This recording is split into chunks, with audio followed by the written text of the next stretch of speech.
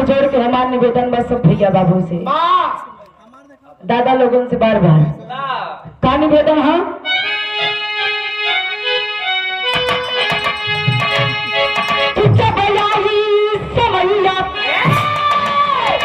जब हटावा जब आएंगे बा कि जब समैया अरे लगावा यखिया चलावा मिटावा धीरा ठाक सही किया चलावा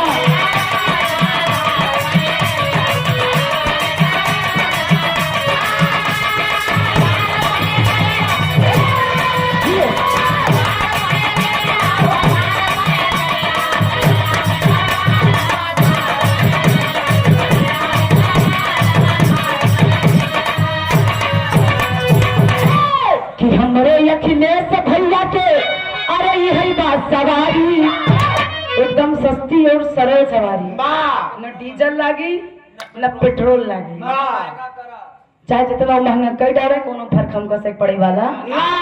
तो यही से कहना बा कि हमरे यखने से भैया के यही बात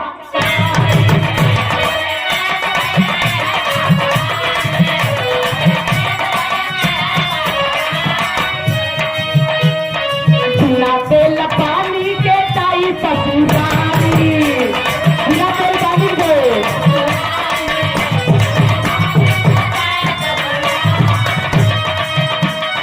पैसा खर्च नहीं करे जरूरत है।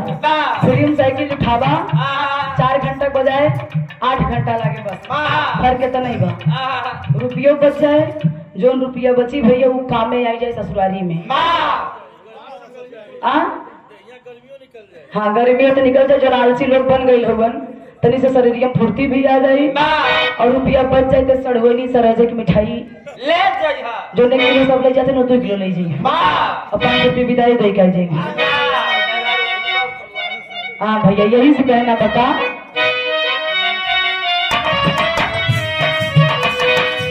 भैया कही है बात सवारी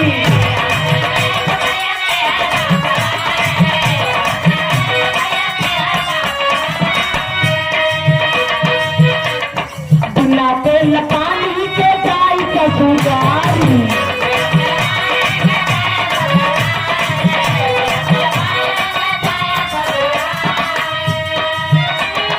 आई समैया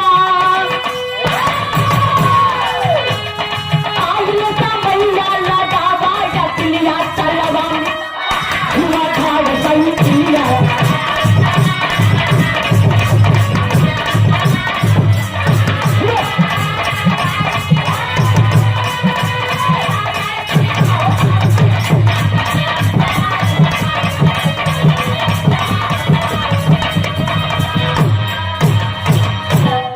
बस भैया बहुत बहुत धन्यवाद। अब सीधा बिरहा पे आ जाए भैया।